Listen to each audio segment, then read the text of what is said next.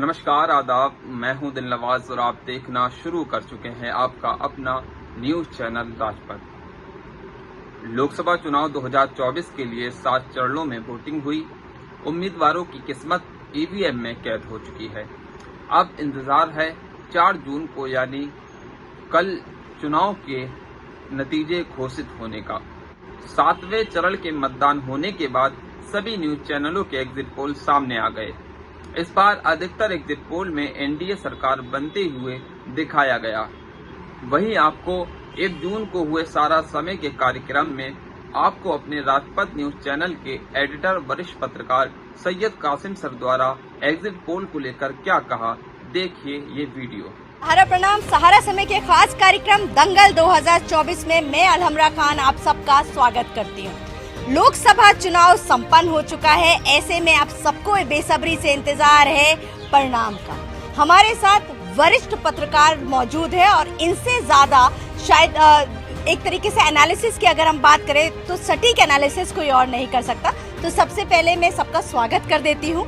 हमारे साथ प्रमोद गोस्वामी जी हैं, नवलकांत सिन्हा जी हैं, मनमोहन जी हैं और सैयद कासिम जी हैं। सबसे बड़ी चीज ये है कि इस चुनाव में इतनी भीषण गर्मी में ये जो चुनाव कराया गया, तो चुनावी गर्मी तो है ही, साथ ही साथ सियासत का पारा भी चढ़ा हुआ है। गोस्वामी जी, आप ये बताइए कि आपको क्या लग रहा है 2014, 2019 और 2024 के चुनाव में क्या अंतर है? 2014 और 19 से बिल्कुल इतर चुनाव ये देखने को मिल रहा है। अगर उसको देखा जाए तो जो एक राजनीतिक समीकरण थे वो भी बिगड़े हुए हैं।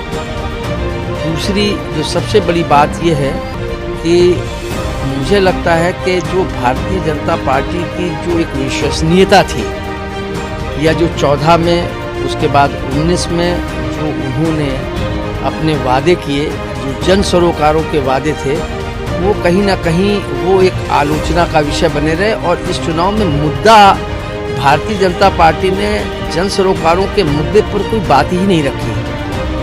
इसके अलावा वो कहीं मंगलसूत्र की बात करते रहे, कहीं मुजरे की बात करते रहे, कहीं कुछ करते रहे, वो एक बात रही। दूसरी अगर एक महत्वपूर्ण देखा जाए कि अगर 14 और 19 में विपक्ष बिखरा हुआ था, पूरे एक देश के परिप्रेक्ष्य में देखें, न केवल उत्तर प्रदेश के, वो कहीं ना कहीं वो कंसोलिडेट हुआ, कहीं ना कहीं जुड़ा।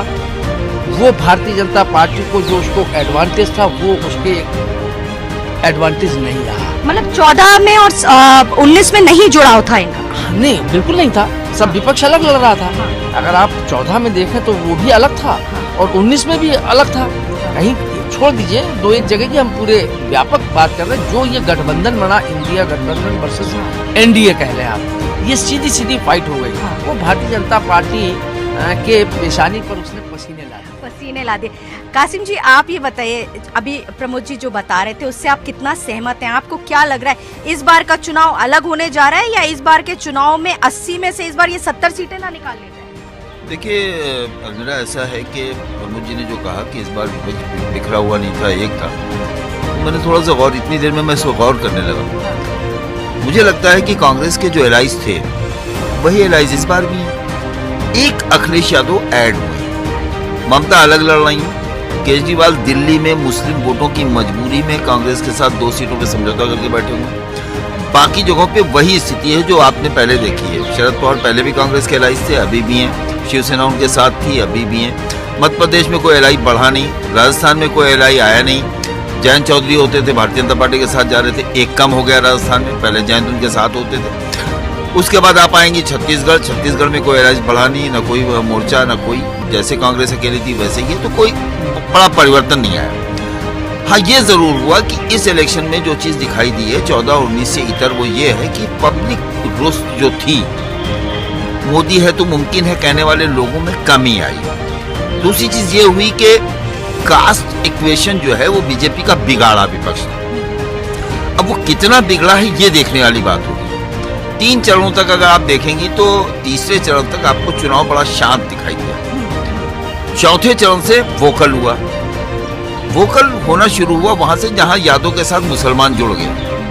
मैं अक्सर कहता हूँ नवलकांत भाई के साथ भी, प्रमोद जी के साथ भी, कि शाहजहांपुर के उस तरफ यादव नहीं है, सहारनपुर तक आप चले जाइए, यादव इतना नहीं है कि किसी एक मेयर का डिसाइडिंग नहीं, पार्लियामेंट तो बहुत बड़ी चीज होती है। जैसे ही ये यादव में आया तो फिर वोकल होने लगा, तो जैसे उसके बाद चौथे पांचवें चरण में और यादव हो गया, और यादव हो गया, पश्चिम आते आते और यादव हो गया, तो यादव मुसलमान तो इतना बढ़ गया चुनाव कि लग रहा है कि एक तरफा चुनाव हो रहा है। मेरा असेसमेंट ये है, पहले राउंड में मैं ये बात कहूंगा कि या तो अगर हवा है जो मोदी के पक्ष में 14 में थी, मोदी के पक्ष में 19 में थी, वैसी हवा अगर इंडिया गठबंधन के पक्ष में है तो भारतीय जनता पार्टी यूपी में बहुत बुरी तरह हारेगी। वो नजर नहीं आता। 14-19 आप जरूर याद रखिएगा, 22 भी याद रखिएगा। 14 में मोदी के वोट प्रतिशत 41 के करीब आसपास था, आसपास। 19 में जो सपा बसपा गठबंधन हुआ तो 50 पहुंच गया, 9% बढ़ गया। इतना बड़ा गठबंधन, उसके बाद वोट प्रतिशत 50। मैं 50% में 10% की गिरावट फिलहाल नहीं देख पा रहा हूँ। जब ओम प्रकाश राजभर भी उधर चले गए, दारा सिंह चौहान उधर चले गए, उसके बाद क्या कहते हैं जयंत चौधरी भी उधर चले गए, पल्लवी पटेल भी अलग हो गई। ये सारे लोग जो 22 में अखिलेश के साथ थे, इतने लोग अखिलेश यादव को छोड़ गए। मुस्लिम वोट कंसोलिडेट हुआ है। लेकिन पिछड़ों में अगर ये कह दीजिए कि सुल्तानपुर में चूंकि हम निशान लड़ा रहे हैं, पूरी यूपी का निशान मिल जाएगा, इम्पॉसिबल। अगर हम लालजी वर्मा को अम्बेडकर नगर लड़ा रहे हैं तो उसके मतलब सारी सीटों में कुर्मी मिल जाएगा, मैं यकीन नहीं करता। जहां पर जिस बिरादरी का कैंडिडेट लड़ा है उस बिरादरी का वोट आया है, लेकिन जहां पर वो नहीं लड़ रहा है वहां पर वो भारतीय जनता पार्टी के साथ अपने को कंफर्टेबल महसूस कर रहा है। और ये एक ऐसी चीज है जो प्रेडिक्ट करने में बड़ी मुश्किल का सामना करना पड़ रहा है। इस बार का चुनाव प्रेडिक्ट क्यों नहीं हो पा रहा है? क्योंकि देखिए 14 में भी सबको क्लियर था कि भाई बीजेपी बहुत अच्छा कर रही है, मोदी का ही आना है। 19 में भी क्लियर हो गया था, लेकिन 24 में क्लियर नहीं हो रहा है, मतलब एक क्लियरेंस मिल नहीं रही है। देखिए 24 का चुनाव जो खास तौर से यूपी की हम लोग बात करेंगे तो उत्तर प्रदेश में जो एक बहुत बड़ी पार्टी जिसको माना जाता है, जिसका जनाधार है 18% वोट का, वो है बहुजन समाज पार्टी। और वो इस इलेक्शन में बहुजन समाज पार्टी कहीं ना कहीं आइसोलेट होती हुई दिखाई पड़ रही है। चाहे आप बिजनौर से शुरू करिए, पूर्वांचल तक आप चले जाइए तो 2 मात्र ऐसी सीट मुझे दिखाई पड़ी हैं, जिसमें एक नगीना है, दूसरी घोसी, जहाँ पर बहुजन समाज पार्टी मुझे सिर्फ लड़ती हुई दिखाई पड़ रही। बाकी 78 सीट पे कहीं नहीं है। नगीना में इसलिए कह सकता हूँ कि वहाँ पे रावण चुनाव लड़े हैं और वो एक ट्रिंगुलर फाइट की मैं बात कर रहा हूँ कि 2 सीटों पे है। बाकी गिरीश उनके जाटो चुनाव लड़े हैं बुलंदशहर में आके, थोड़ा सा वहाँ पर भी है, मगर कहीं भी बहुजन समाज पार्टी चुनाव लड़ती नहीं दिखाई पड़ी। तो 14 में यूथ जो बात है कि 14 में मोदी हो रहा था और सारा यूथ नौजवान आकर के मोदी के सामने खड़ा हो गया था, उनके साथ खड़ा हो गया। 19 के इलेक्शन में जो मैं समझ पाया कि मायावती और अखिलेश यादव का गठबंधन था। 25 साल की दुश्मनी खत्म हुई थी, अखिलेश यादव ने भी उसको खत्म किया, मायावती ने किया, मगर वो जमीन पर गठबंधन का असर उतरा नहीं। और उसमें यह हुआ कि समाजवादी पार्टी का जो वोट था वो बहुजन समाज पार्टी के कैंडिडेट को ट्रांसफ़र हुआ, मगर बहुजन समाज पार्टी का वोट ट्रांसफ़र नहीं हुआ। इसकी वजह से क्या हुआ कि समाजवादी पार्टी अपने परिवार की ही सीटें जीत पाई, बाकी बहुजन समाज पार्टी 10 पे चली गई, 0 से 10 पे चली गई। ये धीरे धीरे जो पिछले विधान परिषद का चुनाव हुआ जिसमें अम्बेडकर को, भीमराव अम्बेडकर को एमएलसी कैंडिडेट बनाया था मायावती ने, राज्यसभा के चुनाव में भाजपा का समर्थन किया, इससे पिछले 2 से ये बात संदेश जाने लगा कि मायावती कहीं ना कहीं भारतीय जनता पार्टी के नज़दीक है। तो ये आम पब्लिक ने मान लिया कि मायावती जी भाजपा के करीब हैं कहीं ना कहीं से, और देश में यदि सरकार बनने और उसकी भी स्थिति आएगी तो मायावती उतनी सीटों पर नहीं जा पाएंगी कि सरकार बना सके। बिल्कुल नवल जी, मेरा सवाल सबसे पहला यही है कि देखिए 14-19 का चुनाव अलग था, 24 का चुनाव बिल्कुल अलग है इस बार, क्योंकि हम लोगों ने भी कई जगह पे जाके कवरेज किया, आप भी गए होंगे।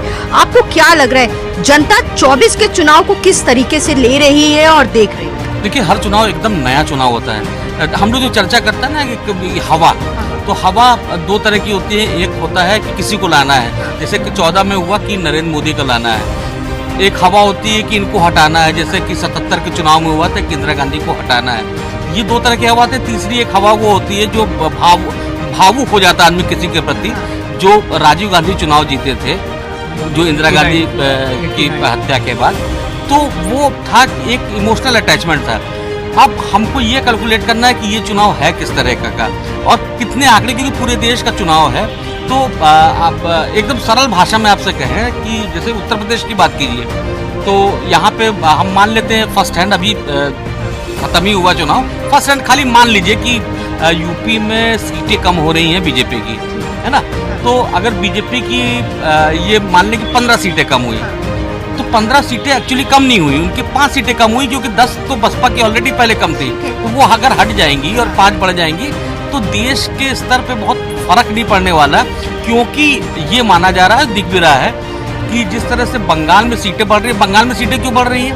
पिछली बार उनकी 18 सीटें थी, और 18 सीटें तब थी जब उनकी विधानसभा में केवल 3 विधायक हुआ करते थे। आज की डेट में वहाँ पे उनके 80 विधायक हैं, तो 3 से जो 80 का सफर विधानसभा में तय किया है, तो यहाँ लोकसभा में भी वो सफर तय करेंगे। उड़ीसा में बीजेपी की सीटें बढ़ेंगी। तो सवाल ये है कि पूरे देश में बीजेपी की सीटें कम कहाँ हो रही हैं, और ये अगर नंबर्स ज़्यादा हैं तभी बीजेपी नहीं आएगी। बाकी उत्तर प्रदेश की बात जो हम लोग कर रहे हैं, इसमें हम लोग को कैलकुलेट करना, जैसे हम लोग पहले 3 फेज में बहुत हल्ला हुआ कि पोलिंग बहुत कम हुई है, कहीं 3% फर्स्ट फेज में कम हुई, उसके बाद 1.5-2 उस तरह के कम होती रही। लेकिन आप परसेंटेज में तो कम हो रही है, लेकिन आप अगर वोटों के नंबर्स में देखेंगे तो उन 3 फेज में 1.5 करोड़ से ज़्यादा वोट पड़े हैं।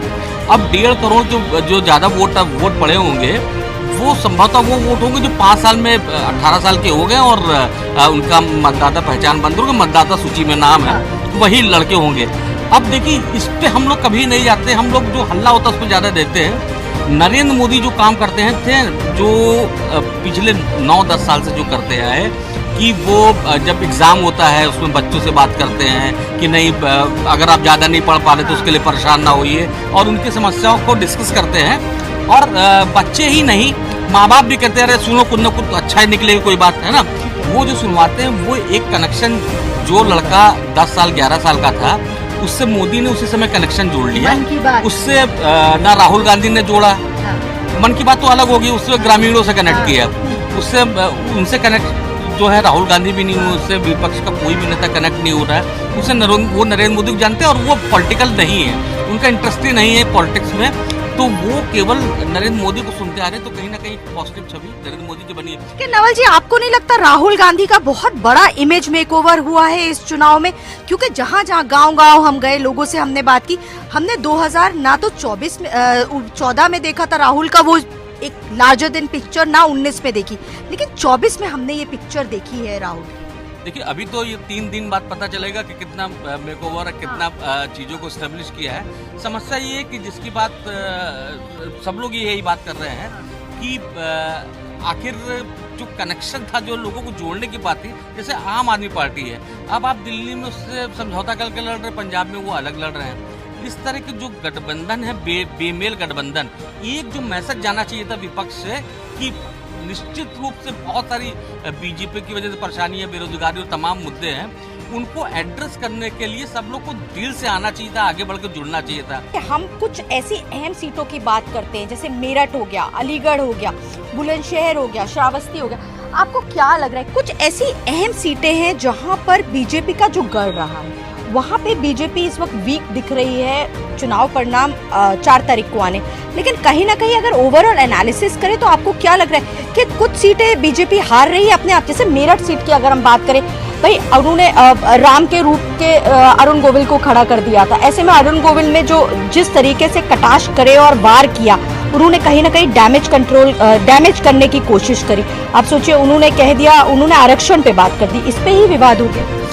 नहीं, ये खाली अलमरा यही खाली न ले लो, आप मेरठ ले लो, मुजफ्फरनगर ले लो, मुरादाबाद ले लो, रामपुर ले लो, अलीगढ़ ले लो, हाँ। आपका फिरोजाबाद ले लो, कन्नौज ले लो, ये सारी सीटें तो भाजपा के पास थी। हाँ, बिल्कुल थी। मतलब अगर आप देखें तो ये आजमगढ़ ले लो, तो ये सारी सीटें तो भाजपा के पास थी। बिल्कुल, ऐसा तो नहीं है कि कहीं ये सारी सीटें कहीं ना कहीं ऐसी जो वहाँ की रिपोर्ट्स आ रही है, वो सीधी सीधी नजर आ रहा है कि इसमें भारतीय जनता पार्टी हार रही है। ऐसा अब रिजल्ट क्या होंगे ये तो 4 को पता लगेगा। दूसरी एक जो इस चुनाव में एक आपकी ये भी बात रही कि जो मुझे लगता है कि भारतीय जनता पार्टी ने जो 400 सीटें पार और 80 का जो उन्होंने एक परसेप्शन बनाने की कोशिश की, हाँ। उसको विपक्ष ने बड़े करीने से उसको कन्वर्ट कर दिया कि ये संविधान बदल देंगे। बदलेंगे कि नहीं बदलेंगे ये अलग बात है, लेकिन उसका क्योंकि राजनीति परसेप्शन की होती है, हाँ। ये एक परसेप्शन विपक्ष ने बना दिया कि अगर ये इनको 400 मिल गई और ये 80 यहाँ से मिल गई तो ये संविधान बदल देंगे। हाँ। यहाँ के कई अम्बेडकरवादी और जो दलित चिंतक हैं उन लोगों से हाँ। उनसे मेरी बात हुई, उनका ये कहना था कि अब की जो समाजवादी पार्टी को जो 19 में हुआ या गठबंधन, उसमें भी अगर आप देखें तो दलित वोट बैंक में, जैसा मनमोहन ने कहा कि दलित वोट बैंक सपा में नहीं गया, लेकिन यादव वोट बैंक या सपा का वोट बैंक वहाँ ट्रांसफर हो गया। तो दलित स्टेट गेस्ट हाउस कांड से बुरी तरीके से समाजवादी पार्टी से खपा था। लेकिन इस बार उन चिंतकों का कहना है कि लगभग 30 से 35% वोट जो है दलित का, ऐसा कहना है, उनका मानना है। गया कि नहीं गया ये तो 4 को पता लगेगा, लेकिन अगर ऐसा है तो मुझे लगता है कि परिणाम अप्रत्याशित होंगे, क्योंकि ये डिसाइडिंग फैक्टर है जो मुझे लगता है। हाँ। दूसरी बात जो अभी हमारे काजी साहब से ने बात कही, गठबंधन की बात की, उस पर एक चीज खाली मैं जोड़ना चाहूँगा। उत्तर प्रदेश यहाँ की 80 सीटें हैं और महाराष्ट्र वहाँ शायद 42 है, तो ऐसे लगभग मान लीजिए 125 सीटें हैं। लोकसभा की 125 सीटों का गठबंधन जो है वो बहुत इम्पोर्टेंट गठबंधन है। उस गठबंधन को 125 सीटों के गठबंधन को आप हल्के ढंग से नहीं ले सकते। बाकी आप मध्य प्रदेश चले जाए, राजस्थान चले जाए, हिमाचल चले जाए, वहाँ तो सीधा सीधा कांग्रेस और भाजपा गिरा हुआ, क्षेत्रीय दलों का कोई मतलब ही नहीं है। अगर आप बिहार आ जाए तो बिहार में वहाँ तेजस्वी हैं, जबकि जो नीतीश कुमार का था वो कभी इधर कभी उधर, लेकिन अब की नीतीश कुमार साहब का वहाँ बुरी तरीके से वो एक्सपोज हो गए। हाँ। ऐसा कहा जा रहा है, वहाँ की जो रिपोर्ट्स आ रही हैं कि नीतीश कुमार का जो अपना वोट बैंक है कुर्मी, वो कहीं ना कहीं इस बात से आहत है। हाँ। तो वो भी कहीं ना कहीं ये बढ़ रहा है या शिफ्ट हो रहा है या कम हो रहा है। तो ये सारी चीजें, मेरा गठबंधन से आशय सिर्फ ये है कि ये पूरे प्रदेश में जो जिस ढंग से भारतीय जनता पार्टी के खिलाफ एक जो लामबंदी हुई है, वो चाहे गठबंधन के रूप में हुई हो और चाहे बगैर गठबंधन के रूप में हुई हो, उसका कहीं ना कहीं नुकसान भारतीय जनता पार्टी को हो रहा है, ऐसा मुझे लगता है। कासिम भाई, आप क्योंकि दलित राजनीति को बहुत अच्छी तरीके से समझते हैं, आप बसपा भी बहुत लंबे समय से कवर कर रहे हैं, आपको क्या लग रहा है जो ओबीसी और दलित वोट बैंक है वो जिस ओर जाएगा वो कहीं ना कहीं विनिंग फैक्टर डिसाइड करेगा? बिल्कुल सही कह रहे हैं मनमोहन जी ने कहा, ये चीज़ 2019 के इलेक्शन के बाद से ही शुरू हो गई। इसमें मैं आपको बताता हूँ, इसकी रिसर्च सुनिए। यादव वोट उसी तरह से नहीं गया जैसे जाटो ने गया, ना यादव बात बीएसपी के साथ गया, ना जाटो जो है समाजवादी पार्टी के साथ। समाजवादी पार्टी का वोट बैंक जो कहा जाता है, सहारनपुर मुसलमान, मेरठ मुसलमान, उसके बाद क्या अमरोहा मुसलमान, उसके बाद आपके गाजीपुर मुसलमान, ये मुस्लिम वोट, जौनपुर मुसलमान, मुस्लिम जो था वो कंसोलिडेट होकर बीएसपी के कैंडिडेटों के साथ रुका, और जहां जहां मुस्लिम और जमात अनुसूचित जात का जो कॉम्बिनेशन है ये बना, तो वहां पर वो ट्रांसफर हो गया, वो सीटें वो जीत गए। यादव कहाँ नहीं हुआ? सुल्तानपुर राम कुमार यादव हत्याकांड, साफ साफ सा मामला था जिसको लेकर सोनू सिंह से विवाद था वहाँ यादवों का। उसी कैंडिडेट ने, कमला यादव जो अभी भारतीय जनता पार्टी में चली गई सोनू के ज्वाइन करने के बाद, फिर कमला यादव आजाद लड़ी, 15,000 उनको वोट मिले, 14,500 से सोनू सिंह हार गए, एक सीट यादव वोट नहीं मिला। मछली शहर यादव वोट बहुजन समाज पार्टी के कैंडिडेट को नहीं मिला। उसके बाद इसी तरह से आप दूसरी जगहों पे पहुंचेंगे, तो तमाम ऐसी सीटें हैं जहां यादव वोट ट्रांसफर नहीं हुआ। ऐसे ही आगरा से लेके इस वाली बेल्ट में जाटो वोट, जाटो और यादव का एक ऐसा विवाद है। मैं इस इलेक्शन में इसी बात पे तो मैं हंसता हूँ नवल भाई, और आप एससी चला गया, जो लोग अपनी दलील रखते हैं, तर्क रखते हैं, तो मैं उनसे एक सवाल करता हूँ, मायावती 19 में डिम्पल यादव का हाथ उठा के कह रही थी कि इसे वोट देना है, डिम्पल यादव हार गई, दलितों ने, जाटों ने नहीं दिया। मायावती जाके धर्मेंद्र यादव के बदायूं में कह रही थी कि जिताना है, उन्होंने वोट नहीं दिया जाटों ने, धर्मेंद्र हार गए, डिम्पल हार गई, और इस बार मायावती को अखिलेश यादव गाली दे रहे हैं, अखिलेश यादव को मायावती कर जा रहे हैं, और उसके बाद जाटो वोट जा रहा है। कहाँ की बातें कर रहे हैं? मायावती गई कहाँ? मायावती इस पूरे चुनाव में कहीं नहीं दिखी। देखिए नहीं मुझे मायावती का लोन पॉलिटिशियन। हाँ। अखिलेश और राहुल गांधी से ज्यादा रैलियां मायावती ने यूपी में की हैं। नवल जी, आप इससे आप ये मानते हैं मायावती आपको कहाँ दिखी? आप देखिए, मायावती की पॉलिटिक्स एकदम अलग है और मायावती निश्चित रूप से जिस तरह से एड्रेस करती थी उसी तरह एड्रेस करती नहीं, बल्कि आकाश की जो रैलियां थी, आकाश का जो पत्ता उसको हटाया और मायावती को लिखा कि आकाश से काम नहीं बनेगा और वो जिस तरह के बयान कर रहे थे वो मुसीबत पैदा करेंगे। तो मायावती खुद निकली। मायावती की पहचान, मायावती की पहचान जो रथ यात्रा होती है और इस तरह के जो रोड शो होते हैं उससे है नहीं। 19 में समाजवादी पार्टी ने मिलकर के चुनाव लड़ा था, 10 सीटें लेकर आई। वही मैंने पहले भी बोला था, कासिम जी बात कह रहे हैं वे सब हो सकता है। देखिए उस चुनाव में मुस्लिम इंटैक्ट हुआ था, मान लीजिए सपोज करिए बहुजन समाज पार्टी के पास, जैसे कासिम जी, मगर इस चुनाव में 2024 के चुनाव में कांग्रेस से गठबंधन या समाजवादी पार्टी का नहीं होता तो फिर बहुत दिक्कत पैदा होती, क्योंकि इस इलेक्शन में मुस्लिम गठबंधन के साथ इंटैक्ट हुआ है और 28 सीटें मेरी समझ से आता है पश्चिम से लेकर पूर्वांचल तक जो मुस्लिम डोमिनेटेड सीट हैं, यहाँ मुस्लिम वोट जो है इफेक्ट डालता है। इस चुनाव में सबसे बड़ी जो चीज हुई है वो नैरेटिव विपक्ष तय करने में, अपनी पिच पे खिलाने में भारतीय जनता पार्टी तय, जिसमें आरक्षण और संविधान संशोधन ये बड़ा मुद्दा बना है और आरक्षण हमारा खत्म कर देंगे, इससे पिछड़ी जाति और दलितों का गया, और संविधान हमारा खत्म कर देंगे, इस बात को लेकर दलितों ने उसको अपने उसमें अहम से जोड़ लिया है। और शायद यही वजह है कि जैसा कि एक बड़ी तादाद में मैं आपको बता रहा हूँ कि 2022 में जो दलित भारतीय जनता पार्टी के साथ चला गया था लाभ लेने के लिए कि हमको मकान मिल गया, राशन मिल गया, वो संविधान बचाने के लिए इस चुनाव में जो बात चर्चा आ रही है वो कहीं ना कहीं समाजवादी पार्टी और कांग्रेस गठबंधन से जुड़ा है। बड़ा टर्निंग पॉइंट है गोस्वामी जी कि जो बात आ रही है, आरक्षण बचाओ वाली बात आ रही थी, है ना, संविधान बचाओ वाली बात आ रही थी, दलित जो वोटर है, क्योंकि मैं जब आजमगढ़ गई मैंने बहुत लोगों से बात किया, इंटरैक्ट किया, वो कहीं ना कहीं संविधान कहते हैं बाबा साहब का संविधान, तो उससे जुड़ा हुआ है। इसमें प्रमोद जी के अलावा मैं एक चीज ऐड करूं, प्रमोद जी फिर पूरा जवाब देंगे। मजाकन में एक बात बताऊं, शेड्यूल कास्ट में सबसे अवेयर कोई कौम अगर है आरक्षण को लेकर, अपने संविधान को लेकर, अपने SC/ST एक्ट को लेकर, तो वो जाटो अनुसूचित जाति। ना इतना खटीक इसमें एक्टिव है, ना इसमें पासी एक्टिव है, ना अनुसूचित जाति में आपको वाल्मीकि इसमें एक्टिव मिलेगा। और उसका कहना है कि अखिलेश यादव ने रिजर्वेशन में प्रमोशन बिल फाड़ा, नंबर 1 समाजवादी पार्टी ने। नंबर 2 जो हमारा आरक्षण में ठेका था, ठेके में आरक्षण समाजवादी पार्टी ने खत्म किया। यूपी के जितने जिले मायावती ने बनाए थे महापुरुषों के नाम से, सारे जिले अखिलेश यादव ने खत्म करके उनके नाम बदल दिए। जितने जिले, शाहू जी महाराज, हद यह है कि मेडिकल कॉलेज का नाम KGMU से शाहू जी महाराज मूर्ति बड़ी लगी हुई देख लें, वो मायावती ने रखा, उसका नाम भी KGMU कर दिया। और इसको फखरिया अखिलेश यादव बयान करते हैं। मैं आपको बताऊं बड़ी जिम्मेदारी के साथ, जैसे आपने नगीना की बात की, मैं थोड़ा सा करेक्ट कर दूं, हो सकता है आप चूंकि इधर के उधर की ना जानते। नगीना रिजर्व सीटों में इकलौती सीट है जहाँ 50+ मुस्लिम है, 20- SC है। वहाँ 20% से कम शेड्यूल कास्ट है, 50% ज्यादा मुसलमान है, इसलिए वहाँ BSP लड़ाई में है ही नहीं। वहाँ चंद्रशेखर को मुसलमान लड़ा रहा है, चंद्रशेखर को मुस्लिम लड़ा रहा है, मुस्लिम लड़ा रहा है। शेड्यूल कास्ट वहाँ 20% है, मुस्लिम 50+ है, मजबूत दावेदार है, इसीलिए कि वो उसको मुस्लिम लड़ा, वो SC एटो का खेल ही नहीं, उसको लोग नगीना को SC से जोड़ते हैं। वो नगीना 51% मुस्लिम है और 21% शेड्यूल कास्ट है, तो इससे आप अंदाजा लगा लें कि वो शेड्यूल कास्ट का खेल वहाँ नहीं है। आपको क्या लग रहा है सर, जो सवाल पे मैं फिर आऊंगी कि एक बहुत इंपॉर्टेंट सवाल है कि इस बार देखिए आरक्षण बड़ा मुद्दा बन गया, संविधान बचाओ बड़ा मुद्दा बन गया। आलमरा देखिए 2 चीज़ें, अगर आप 14 के बाद से देखें तो भारतीय जनता पार्टी ने जो सोशल इंजीनियरिंग करी उसमें कहीं ना कहीं BSP का जो दलित वोट बैंक था उसका भी कुछ वोट बैंक अपने में ले लिया, पिछड़े अति पिछड़ों को भी उसने ले लिया, खाद्यान्न था उसका भी उसको एडवांटेज मिला।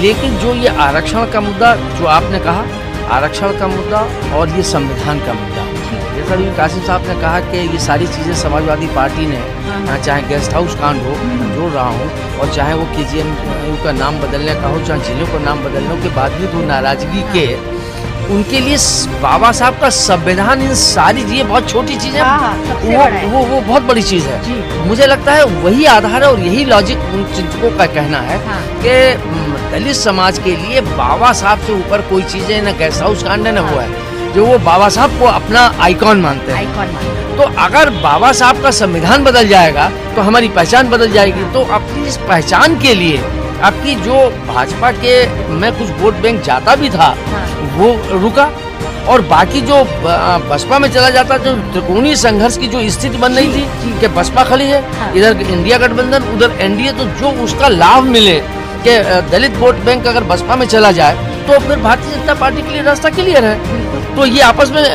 फिर वही तीन पहाड़ हो जाएंगे।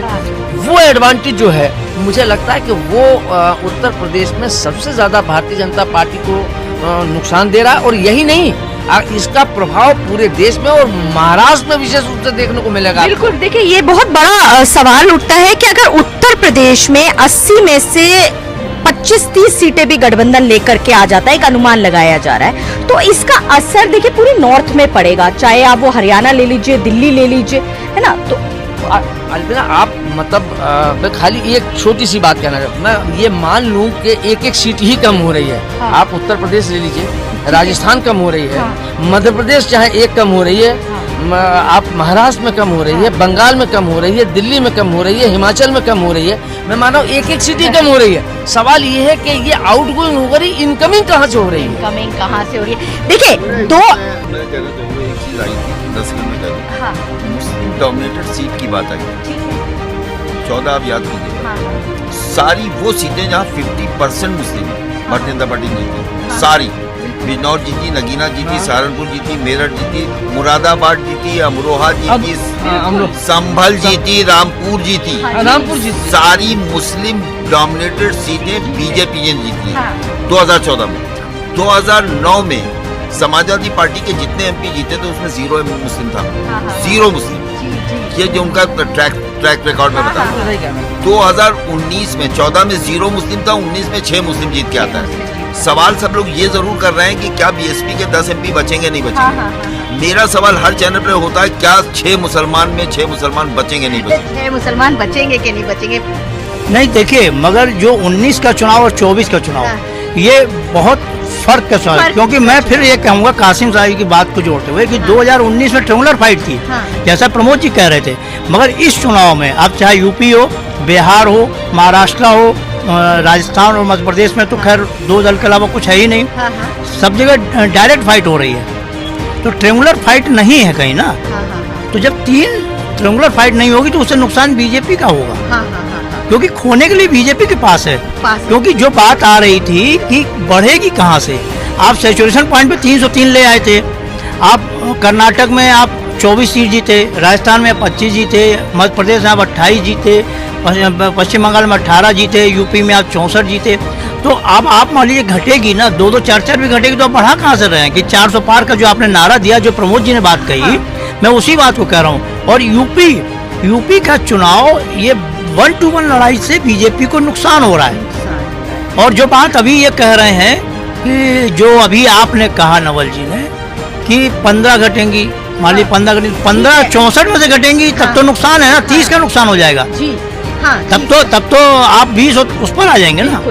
नहीं, लेकिन ये बताइए कि समाजवादी पार्टी अपने आप को कहाँ देखते? देखिए 14 में भी 5 सीटें, 19 में भी 5 सीटें, और अभी 24 की अगर हम बात करें, देखिए 19 में उनका गठबंधन बसपा के साथ था तो बसपा को फायदा मिला 10 सीटें, अभी कांग्रेस के साथ गठबंधन है नवल जी, तो क्या लग रहा है कांग्रेस का फायदा मिलने जा रहा है इनको, या ये अपना अलग से वोट बैंक लेकर के आ रहे हैं? देखिए हम लोग की समस्या ये है कि एक फैक्टर को हम लोग बहुत अवहेलना करते हैं ध्यान देने में, वो है मायावती।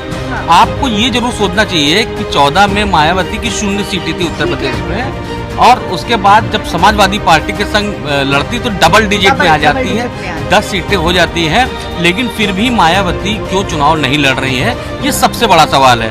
कुछ लोग कहते हैं कि कहीं दबाव में लड़ रही हैं, हम कहने कि अगर 2 मिनट के हटा दीजिए कि दबाव नहीं है, अगर कोई स्ट्रेटेजी है उस स्ट्रेटेजी पे भी गौर करना होगा। और उसकी सबसे बड़ी स्ट्रेटेजी है कि जो पिछला, जैसा कासिम भाई बात कर रहे थे कि पिछले चुनाव में जो पोलिंग हुई है वो जाटव वोट जो समाजवादी पार्टी को वोट देना चाहिए था, जहां पे सपा का कैंडिडेट खड़ा था, उसने बीजेपी को वोट कर दिया, और मायावती को लगा कि ये हमारा जो वोट बैंक है इसकी अगर आदत पड़ गई दूसरी तरफ देने की तो हमारा कहीं वोट बैंक खत्म ना हो जाए। और वैसे भी 18% बात कर रहे थे, पिछले चुनाव में 12 के करीब उनका परसेंटेज था, 12-13% मान लीजिए, तो वो परसेंटेज कम हुआ था। तो मायावती की बेसिक वजह यही है। अब ये हो रहा है कि जाटव अगर वोट नहीं देगा बसपा को तो ये मान लीजिए, ये मेरा विश्लेषण है कि वो फिर कांग्रेस और समाजवादी पार्टी को भी नहीं देगा, वो बीजेपी को वोट देगा। और बीजेपी को वोट देने का मतलब है कि बीजेपी का वोट बहुत ढंग से बढ़ जाएगा। और जहाँ जहाँ मुस्लिम कैंडिडेट खड़े हुए हैं जो बीएसपी ने खड़ा किए हैं, ऐसा नहीं है कि वो शून्य पाएगा कि ये तो ऐसे खड़ा कर दिया गया है बीजेपी को फायदा पहुंचाने के लिए। बहुत सारे कैंडिडेट होते हैं जिनकी अपनी ताकत होती है। और आप लोगों ने आजमगढ़ का पिछला जो उपचुनाव हुआ था उसमें देखा ही है गुड्डू जमाली ने किस तरह से वोट हासिल किए थे। तो मायावती भी किसी अगर मुस्लिम को दे रही है, किसी भी को भी देती है, तो वो बहुत सोच समझ के नाप तोड़ के देती है। और ये माना जाता है कि जो बसपा में लड़ता है उसको कुछ ज्यादा पैसा खर्चा करना होता है, तो जो कुछ ज्यादा पैसा लगा रहा है वो हवा में नहीं लगाता, वो कुछ ना कुछ हासिल करता है। तो इस फैक्टर को हम लोग को ध्यान में रखना होगा, तभी हम ढंग से विश्लेषण कर पाएंगे। कांग्रेस एक ही सीट लेकर के आई थी 2019 के चुनाव में। इस बार रायबरेली अमेठी बहुत अहम सीटें हैं, और खास तौर से अगर हम रायबरेली सीट की बात करें, या राहुल गांधी वहाँ पे कॉन्टेस्ट कर रहे हैं, बहुत आलोचना भी की गई प्रमोद जी उनके लिए, लेकिन अमेठी सीट पर लोग कह रहे हैं कि अमेठी सीट पर बहुत तगड़ी फाइट है। अनुराग, मुझे ये दोनों सीटों पर मुझे लगता है रायबरेली की लड़ाई जो है राहुल जी की, वो इस बात की है कि वो 2014 में सोनिया जी जो 3 लाख प्लस से जीती थी, उससे ज़्यादा जीतते हैं या कम रह जाते हैं। अच्छा। वहाँ कोई लड़ाई मुझे नज़र नहीं आती है। जहाँ तक अमेठी की बात है, वह बहुत शानदार लड़ाई है, और केएल शर्मा वहाँ एस्ट पे है। अच्छा, आपको क्या लग रहा है? मुझे केएल शर्मा बहुत ज़्यादा आगे दिखाई दे रहे हैं। और मैं पिछली राहुल गांधी की हार की वजह भी बीएसपी को मानता हूँ। मैंने कहा ना, मैं 91 से बहुजन समाज पार्टी को पढ़ रहा हूँ। बीएसपी वहाँ हमेशा लड़ती रही, काशीराम भी वहाँ से लड़े। पिछले इलेक्शन में अखिलेश यादव ने 19 में वो सीट अपने खाते में छुड़वाई और कांग्रेस को दे दी। बीएसपी कैंडिडेट था नहीं। आपस में जो एक संक्षेप में ये बता दीजिए, क्या लग रहा है अमेठी रायबरेली सीटें कहाँ जा रही है? दोनों कांग्रेस को लग रही है मुझे तो स्पष्ट तौर से, क्योंकि स्मृति ईरानी का जो व्यवहार है, वो व्यवहार भी कहीं ना कहीं उनके इसमें व्यवधान पैदा करता हुआ नजर आया। और केएल शर्मा 40 साल से अमेठी में काम करते रहे, और प्रियंका ने जिस तरीके से वहाँ पर जाकर के जम करके काम किया है। क्या प्रियंका के नाम पे वोट है? वो गांधी परिवार के नाम पर वोट है। देखिए, रायबरेली की सीट तो जैसा प्रमोद जी ने कहा कि रायबरेली की सीट जो है वो वहाँ पे मार्जिन है कि अगर सोनिया गांधी से ज्यादा वोटों जीतते हैं तो माना जाएगा। अमेठी की बात में मैं सबसे डिफर कर रहा हूँ, क्योंकि मुझे वहाँ पे केएल शर्मा की लड़ाई नहीं दिख रही है, मुझको स्मृति ईरानी को हराने की लड़ाई दिख रही है, और वो सबसे बड़ी चुनौती है। मुझको लगता है कि केएल शर्मा की जगह अगर प्रियंका गांधी उतरती तो वहाँ पे कोई लड़ाई ही ना होती। अच्छा, लास्ट चरण के ऊपर हम आते हैं। भाई, मोदी के गढ़ में चुनाव हो गया है, और ऐसे में मिर्जापुर बहुत अहम सीट मानी जा रही है वहाँ के आसपास के। आपको क्या लगता है मुख्तार अंसारी के बाद वहाँ पे कहीं ना कहीं सीटें इम्पैक्ट करेंगे? गाजीपुर की सीट की बात कर रहे हैं। देखिए, अब जब भी मुख्तार के परिवार की बात होती है तो हम लोग ये कैलकुलेट करने लगते हैं कि वो मुसलमानों के वोट से जीतते हैं, लेकिन मोहम्मदाबाद से जहाँ जो इनके परिवार की सीट है, फिलहाल की सीट रही विधानसभा क्षेत्र, वहाँ पे केवल 10% मुसलमान हैं। तो उनके परिवार ने या मुख्तार अंसारी के परिवार ने, अफजाल ने वहाँ पे राजनीतिक रूप से बहुत तगड़ी पकड़ बना रखी है। और जो वहाँ के जो समीकरण हैं, जब भी मनोज सिन्हा 1-2 बार जीते हैं, वो समझ लीजिए कि उनके खिलाफ विरोध में लोग खड़े हुए, और कुछ पक्ष में जो बैलेंस होता है जातियों का समीकरण, उसी में जीते थे। अनुप्रिया पटेल का क्या हुआ? देखिए, अनुप्रिया पटेल को कुर्मी वोट जो वहाँ पर है मिर्जापुर में, वो इंटैक्ट है, उनके साथ रहेगा। मगर एक बात ये आई है, अब ये नतीजा 4 को जब आएगा तो पता चलेगा कि राजा के खिलाफ जो उन्होंने प्रतापगढ़ में जाकर के जो बात कही, और राजा ने फिर एक राजा भैया ने जो कॉल दिया कि अब हम मिर्जापुर चलेंगे, और मिर्जापुर में तो जो उनके लोग हैं वो मिर्जापुर में जाकर के अनुप्रिया को हराने के लिए, जैसा कि उन्होंने ऐसी बात कही। अब नतीजा क्या होगा वो 3 दिन बाद। ये बहुत अहम है। मनमोहन ने बिल्कुल ठीक कहा, वहाँ इंटैक्ट है उनका जो वोट है, पटेल वोट कर्मी वोट है, वो इंटैक्ट है। लेकिन राजा भैया को जो उन्होंने एक वहाँ कह दिया कि राजा जो है ईवीएम से पैदा होता है, माँ के कोख से नहीं, उस पर वो जो रिएक्ट कर गए, मुझे लगता है कि राजा भैया का वहाँ प्रभाव है।